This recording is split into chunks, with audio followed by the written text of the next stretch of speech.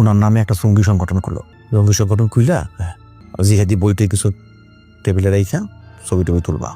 আসলে ওই যে মাদ্রাসা থেকে যে ওই যে ইসলামী রাজনীতির সাথে যেসব পোলাপান জড়িত ওরকম দুই একটা পোলাপান ধরবা।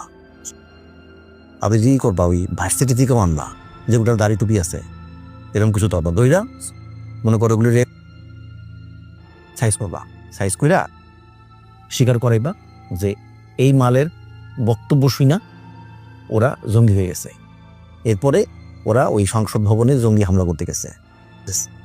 জঙ্গি বই সামনে রাখবো, এক একটা হাতে দিবা, বোমা দিবা, চাপাতে টাপাতে দিবা, দেশীয় অস্ত্র টস্ত্র যা আছে এগুলো দিয়া তারপর এটাকে মনে করো ছবিটা উঠলে একদম ভাইরাল করে দিবা। স্যার স্যার বোমা দিলাম, দেশীয় অস্ত্রপাতি চাপাতি সবই ম্যানেজ করা যাবে, আমাদের কাছেই আছে। কিন্তু স্যার ওই জিহাদি বই তো আমাদের কাছে নেই, ওটা করতে হতো। এই বোকা সোটা, তোমার মাথায় আসলে কিছু নাই। তুই জিহাদি বই কোনো সময় দেখছো? না, আমি তো দেখি নাই। এগুলো আবার হয় নাকি? হয় না তো স্যার। শোনো ও স্যার, ফুটপাতে যায় ছুটি বই কিনে নিয়ে আসবা। শোনো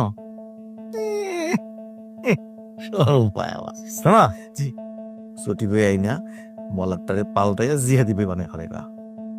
আমরাই তো কেউ কি ভিতরে উল্টায় দেখবো যে ভিতরে কি আছে? না স্যার।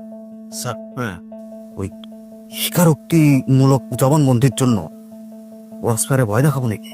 মিয়া, এরা কি ক্রসফায়ার ভয় পায়? পায় না। শোনো, এদেরকে কি করবা, তোমার কালেকশন একশো মায়াটি আছে না, যে একটা মায়ের আইনা এদের সাথে অন্তরঙ্গ ভাবে ছবি তুলতে, এখন জড়ায় টরায় ধরছে, সুমো টুমো দিতেছে, বুঝছো? ধরে সামনে মদের বোতল রাখবা, সিগারেট রাখবা, আশেপাশে ব্যাকগ্রাউন্ডে ছবি তোলার সময় দেখবা যে প্রচুর কন্ডোমের জন্য স্তূপ থাকে। কোন ব্র্যান্ড?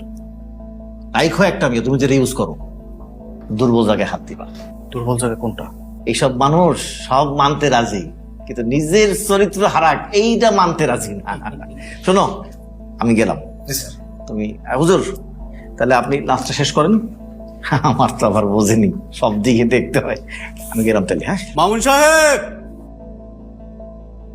আমার আল্লাহ বলেছেন ভেঙে পড়ো না, নিরাশ হয়েও না, সাহায্য আসবে। আল্লাহ আছেন তোমাদের জন্য, আমার আল্লাহ যথেষ্ট। ওনাকে বুঝাও জোনার জন্য আল্লাহ যথেষ্ট। আর শোনো, তুমি নিরাশ হইও না। না স্যার।